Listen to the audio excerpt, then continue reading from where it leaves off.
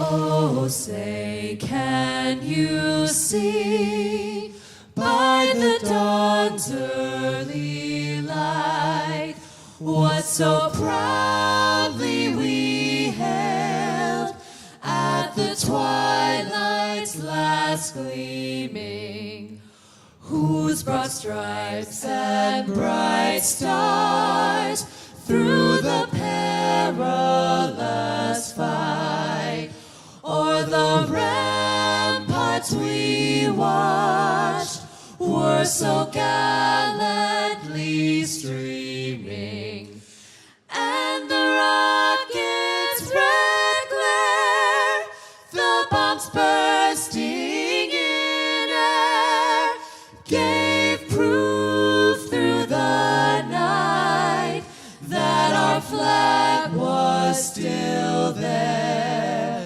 Oh, say does that star-spangled banner yet wave o'er the land of the free and the home of the brave? Home of the brave.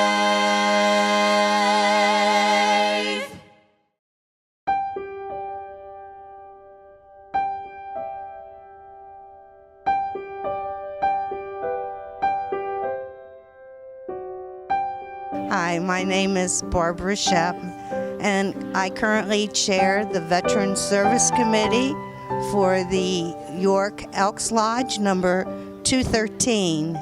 The Elks Lodge Veteran Service Committee is part of the steering committee for the All Vets to DC. This is our second annual event with All Vets to DC.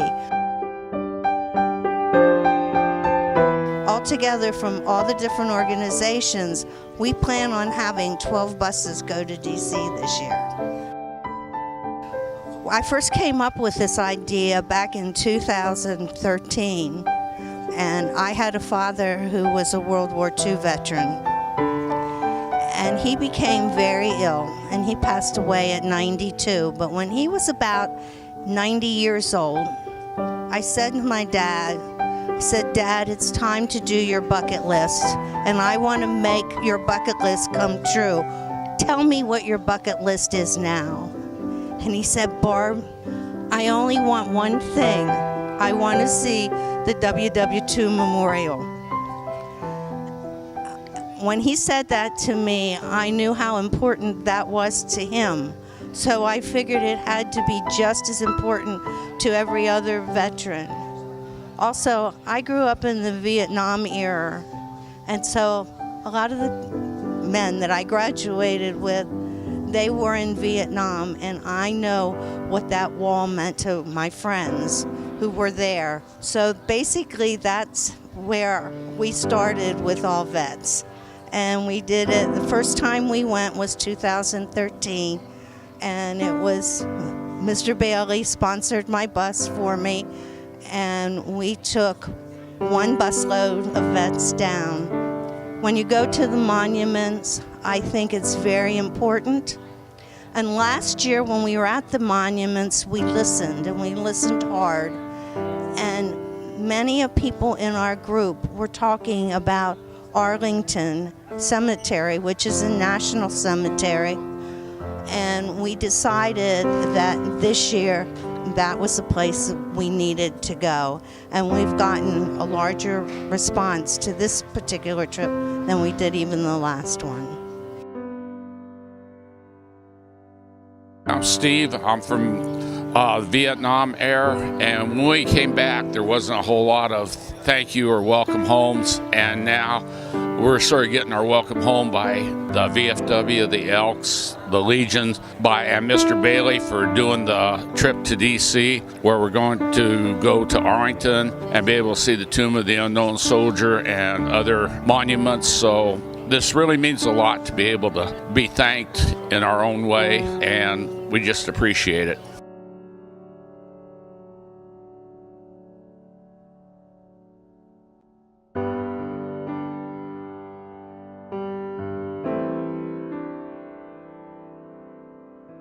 My name is Susan Burns, and I'm President Commissioner of the York County. My father was a World War II veteran, and he passed in March, so this is very emotional for me today.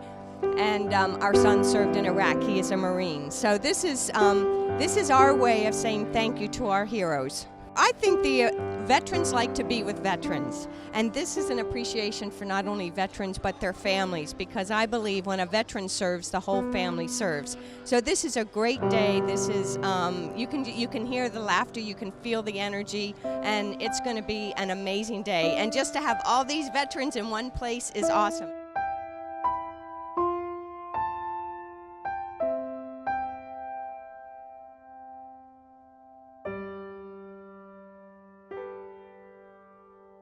We have a long history of Yorkers being in the military, dating back to the Revolutionary War.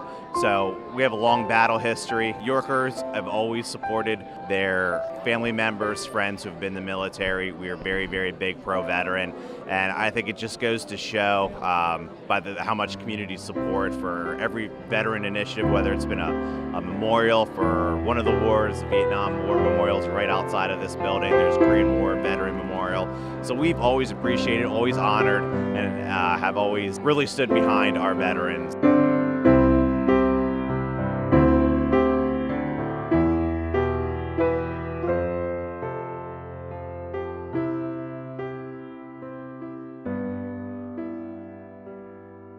If you look at the history of veterans, especially the Vietnam era, there's always been waves of support and waves of opposition.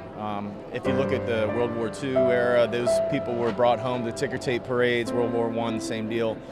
And then we look at the Vietnam veterans who came home to a lot of protest and sort of the culmination of a lot of anger and people that were confused about what our veterans were and who they were actually serving and what they were doing. So I think it's important that we see communities rally around their veterans, because we don't want to have another Vietnam, veteran come home. We want these guys who are serving their countries to come home and know that we support them, we support their difficult decisions they've had to make, and that we stand behind them.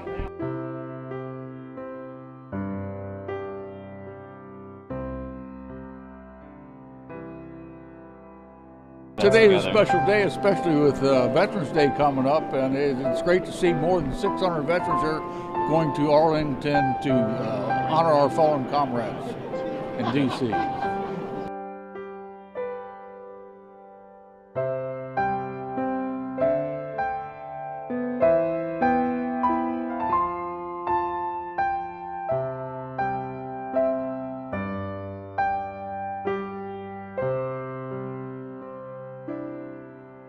Well, a lot of the veterans, they come and thank me, and I say, no, my thanks is to you for the service to our country. But many of them have told me they would not otherwise be able to visit these national landmarks if we wouldn't provide them transportation down there for the day. I'm an Army brat. Both my mother and father served during World War II. My father was a captain, my mother was a lieutenant. And it's just a way for me to honor my parents. And I'm just very fortunate that we have the ability to give back to the veterans that gave so much to our country.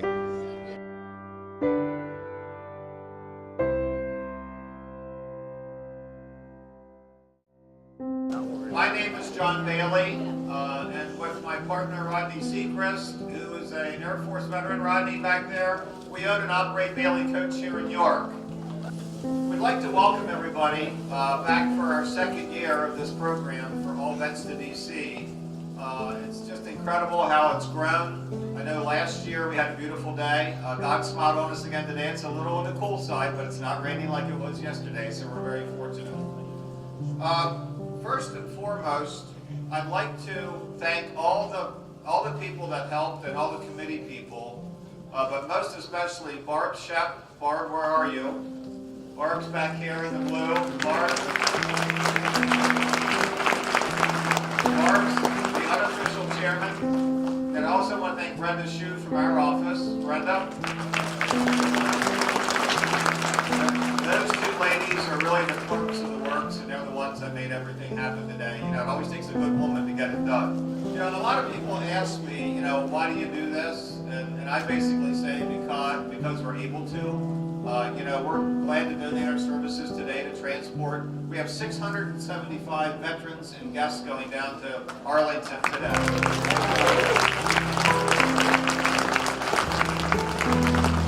We have 2 motor coaches that are going to depart from the Elks in Hanover, and they're going to meet us in Gettysburg, and we're all going to convoy down together, and we're going to have a great day. So a little bit why I like to give back. I want to tell you a little bit about Bailey's story. My father was a captain in World War II. My mother was a lieutenant in World War II. And my father was the Graves and Registration Officer for the 1st and 9th Armies. He landed in Normandy on August the 8th. And ironically today, November the 8th, would have been his 104th birthday today for Captain Bailey. So it's kind of ironic that it fell today. But my father and his roommate went out with my mother and her roommate on a double date, but they didn't go out together. And until the night was over, they switched.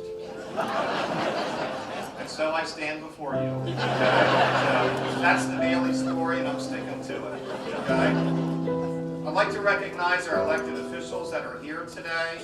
We have Congressman Perry is going to meet us in Washington, D.C. He had some business down there this morning that he had to be here today. That he couldn't be here this morning. He's going to meet us this afternoon. But I think Bob Riley from his office is here. State Rep Kristen Phillips Hill, I'm sorry. Stan Saylor. County Commissioner Chris Riley. County Commissioner Doug Hoke. County Commissioner Susie Burns. State Rep Keith Gillespie. State Senator Scott Wagner. And we're also had our Hanover buses, State Rep Kate Plunk, Will Talman, and Dan Mao. If I missed anybody, Seth Broke. I see Seth over there. If I missed anybody else? Over here. I'm sorry. So thank you all for our for our legislators that are here today. And thank you for everything that you do for us to protect our rights and serve us day in and day out.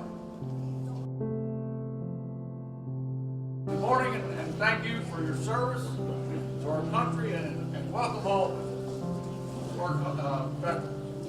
I want to thank John Bailey for what he does for our veterans. As he said, his mother and father were veterans, and this, he told me, is his way of paying it forward to you veterans. As I said, I am the commander of the Pennsylvania VFW, the greatest combat organization, I think, in the United States of America. What we do, travel across the Commonwealth to make sure our posts are running properly. We want to make sure that the VFW runs the VFW and not the social members or the canteens. We have service officers all across the state. There are more than 30 service officers that can help you register in the VA. If you're not registered with the VA, please do so. Some veterans say, I don't deserve it. Well, the heck you don't.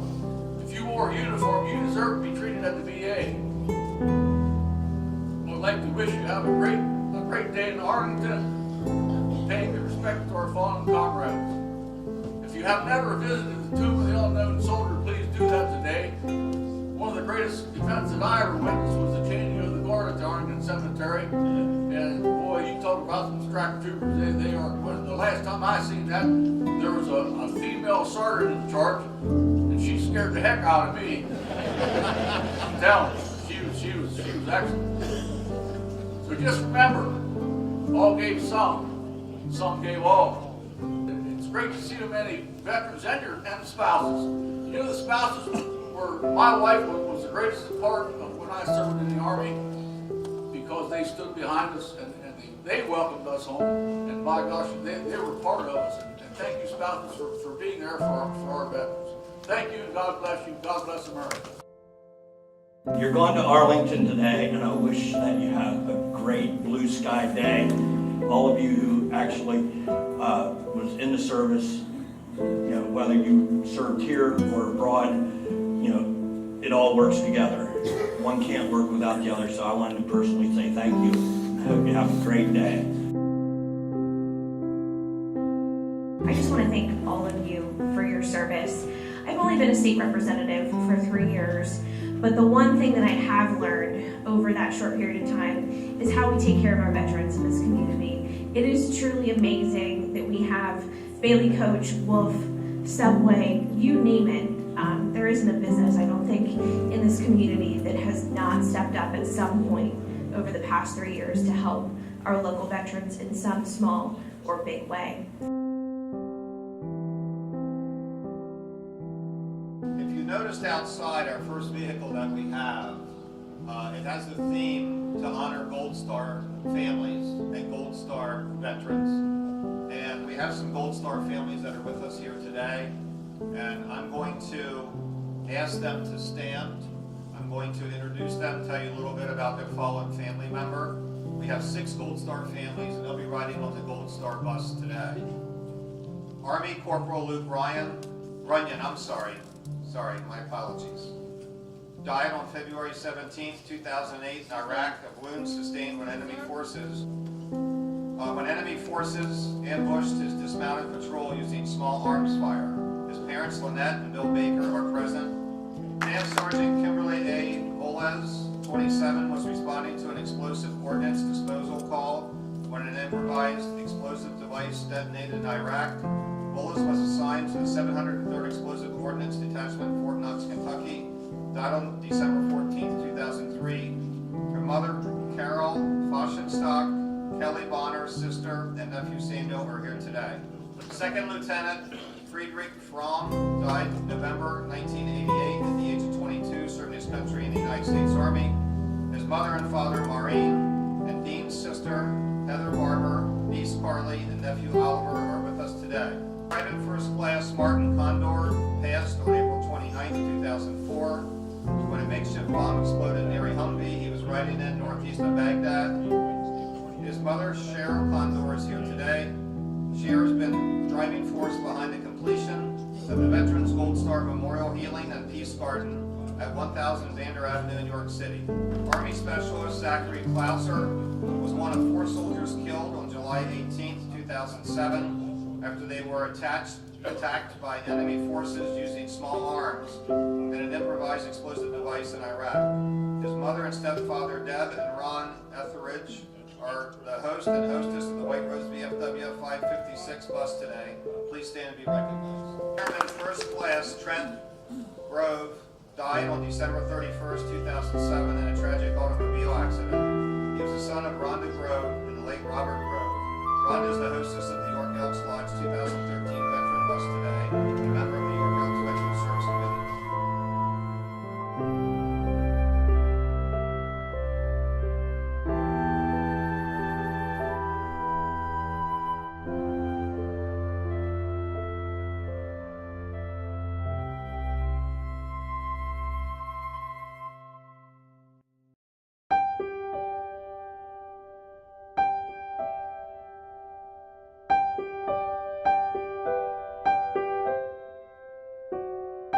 My name is Brad Jacobs. I served in the Pennsylvania Army National Guard as a commissioned officer. I served during Vietnam. I didn't serve in the country.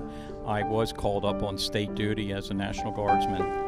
I recall my advanced training was in Fort Devens, Massachusetts, and when I was there was a 196th Light Infantry Brigade that left for Vietnam, and after they landed in Vietnam, the brigade was almost wiped out by the Viet Cong. So I remember that. I have news articles on their travels to Nam.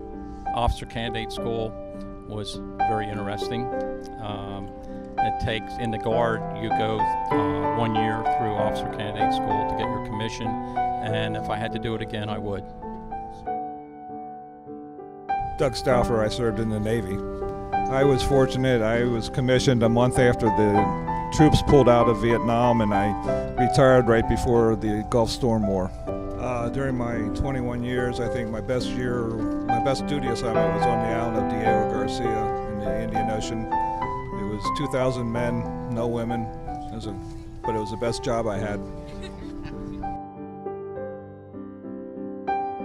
My name is Kenton Kurtz, and I was in the Army. I joined to serve my country back during the Vietnam era. Plus, I was going to get drafted anyway. I was in Vietnam for 1 year and 53 days in an infantry company. I was a radio operator. I actually got a Bronze Star for valor one day. Vietnam was, as I always said since I came back fairly healthy, was quite an adventure. And I'll leave it at that. My name's Timothy Blessing, and I served in the Army. My name's Bob Dellinger, and I was in the Army also. We went to school together. We graduated from high school together. We both served in Vietnam. I volunteered. I was drafted. I was started out an engineer branch in Thailand for a period of time. Then I came back, was stationed at New Cumberland Army Depot, and then I went to Vietnam, and I was at a transportation company. Basically what we were is we would go out and recover shot down helicopters, bring them back, and patch them up and send them out again. And I worked in the motor pool. And I was, my stateside duty was in Fort Hood, Texas, and I also served a year in Vietnam.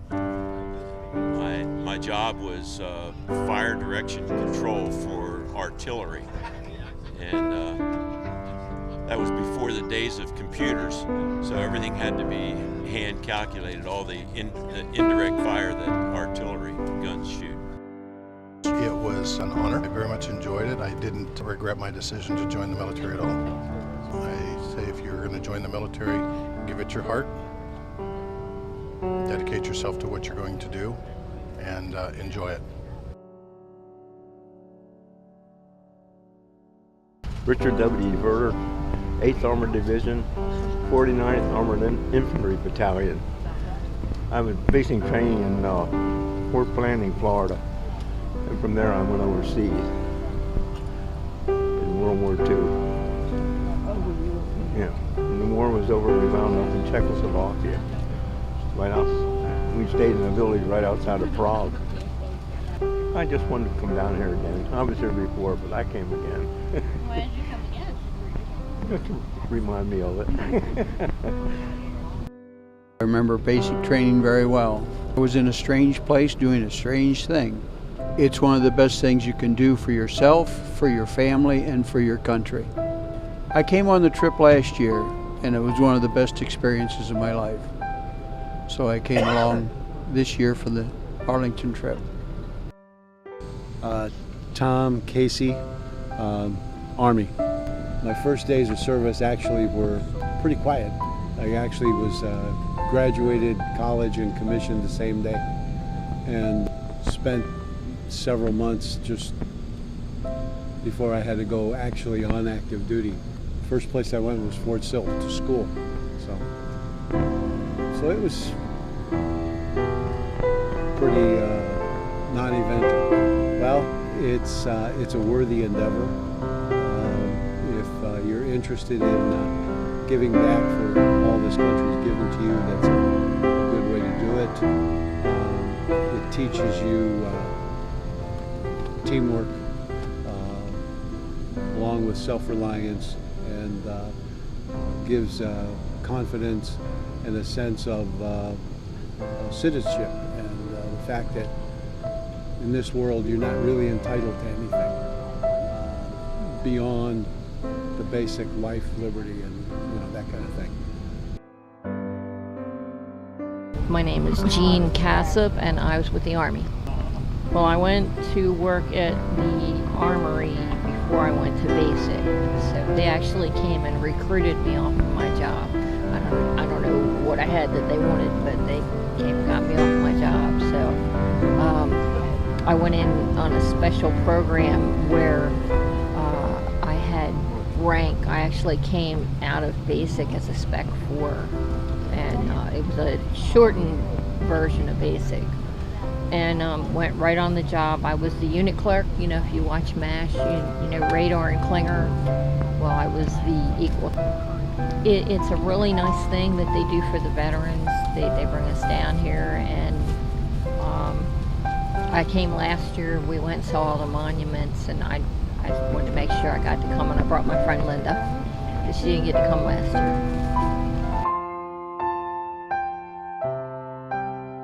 I enlisted Back in the day, I thought, that everybody needed to serve their country because it is such a great place to live and work, and we have everything that we need. Joseph Shanarau, U.S. Navy. Visit all the friends that I no longer can see. I was in the Air Force. I was in Vietnam, 7th Air Force. I was drafted. In the Army. I got married, and I think it was at 83 at that time. And then I got a divorce. A week later, I was drafted. I went down and took a test for the Air Force, and they put me on a military hold. And I went into the United States Air Force. And I served 4 years active there, and then 2 years inactive. Started off in Lackland, that's where we went to base. And then we went to Topeka, Kansas. Topeka, Kansas, went to Tan Son Nhut and Vietnam, and then I finished out my assignment in Wright-Patterson, Dayton, Ohio. Joined September 7th, 1984, straight out of high school.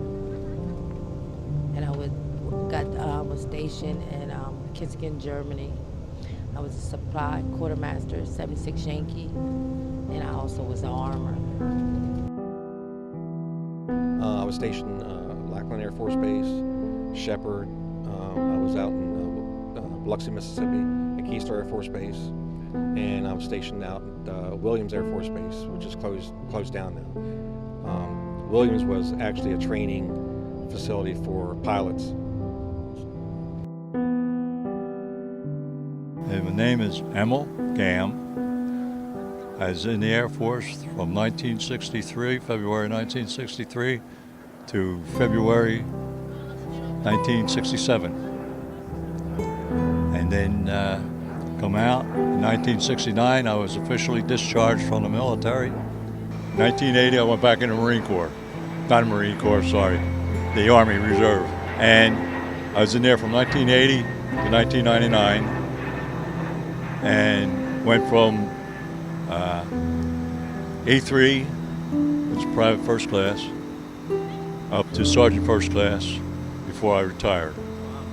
A lot of people don't understand what a soldier, what branch he's in, a soldier, whether he's in combat or not, has an awful lot of duties. And it's not just march and all this kind of good stuff, or pull KP or anything. No, you support anyone and everyone that's in a foreign country, that's in uniform, that's in combat area, non-combat areas, everybody. And that's basically what my job was in the Air Force, as a mailman. I guess the best part was when I stood up in front of the company and said goodbye, because I was retiring. I put my years in, I was 60 years old. I said it's time to step down and let somebody else take over. And that's where we ended. So it's been a good trip. My name is Maureen Fromm, and as far as people serving, I have 3 sons that all served. One just retired, a colonel from the Air Force. He's been flying KC-10s for the last 20-some years. And one son was in Desert Storm and came home. The oldest son was with the 101st Airborne, and he was killed 28 years ago yesterday in an accident at Fort Benning, a training accident. Well, all his life, I think it was those G.I. Joe dolls I let him play with, and he said, "Mom, they're not dolls, they're action figures." But he always wanted to go in the Army, and Congressman Goodling nominated him to West Point. He had all the grades and everything going for him, but he failed the physical. He was going in the Army one way or the other, so he went around things, and he finally ended up joining just the regular Army because the physical requirements weren't as stringent. And he kind of went in the back door, and he was actually in the Army his 4 years of college, and he became he was the student colonel in charge of ROTC at Indiana University. And so that's how he got in the Army, because he just wanted to do that so badly. That was his life. The son that died received some life-saving award. I think my son that was in the Air Force received some awards too. In fact, at his retirement ceremony, they talked about some award that I never knew about. And when we got home, I said, Jason, what was this award that you got, this medal that you got? And he didn't want to talk about it. So I think that's pretty typical sometimes. He was mostly in Iraq and Afghanistan, or Afghanistan, but I don't really know what all they did. I think this is a very patriotic day. I mean, the opportunity to come down to Arlington National Cemetery with, we have 12 buses today that were supplied by Bailey Travel, almost 700 people, and we think there are probably somewhere in the neighborhood of 400 veterans. But just to be able to walk through, Arlington National Cemetery, see all the, the headstones. We went up to, President Kennedy's grave. We went up and we watched the changing of the guard. The unknown soldier. We watched the wreath change. I mean, this is just, when you come here, there's an element of peacefulness, and I just think, and it's good to go around with a lot of the veterans and just meet more people and talk, and just. But I think everybody just likes coming here because again, you look around and you think about there are 400,000 people that are buried here, and you just think about all those people that have given their lives for what we enjoy, our freedoms, and to protect the United States of America. So I think it's a very patriotic day. I graduated from high school in 1973. The Vietnam War was was winding down in 1973, so I didn't serve in the military. So I am a high school graduate. I spent 1 year in college. I came out at age 19. I really started my first business enterprise. So I've started probably at least a dozen businesses over my career, and so I've lived the American dream. And I had the opportunity to live the American dream because veterans all over the United States fought for this country. So for me, this is a small repayment of what I owe the veterans that came down with us today to visit Arlington National Cemetery.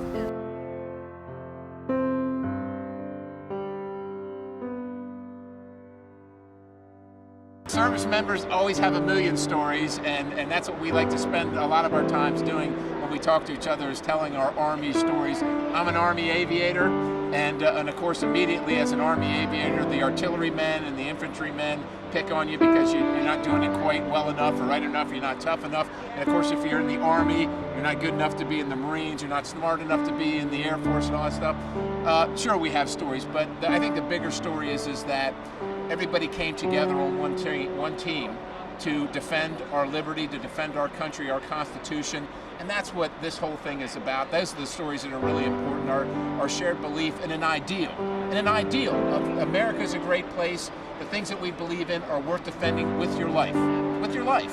And that's the bigger story. So we're very close to Veterans Day, right? And so it's really important for veterans to tell the story, right, of Veterans Day, because a lot of times people confuse Memorial Day with Veterans Day. Veterans Day is a little different than that, but it's so it's close to that, so it's important. And of course, what's important to me right now is all these veterans that are here that have come to Arlington to be with each other. And veterans are a very unique and special group with shared experiences, unlike other people, and oftentimes it has to do with unfortunate circumstances and shared sacrifice and shared suffering. And so the uniqueness of that community and their ability to get together, share stories, kind of validate the things that they've been through. And what's really great, in my opinion, is that folks that maybe haven't served and are younger are here to hear those stories and talk with them as well, because one of the important things about these stories is preserving them for the future. Because those stories encompass the cost of freedom that we all have, and somebody paid for that. And it's those veterans that you're talking to and ones that are no longer here for various reasons. And that's the real importance, and I think the draw for me of this visit and this event.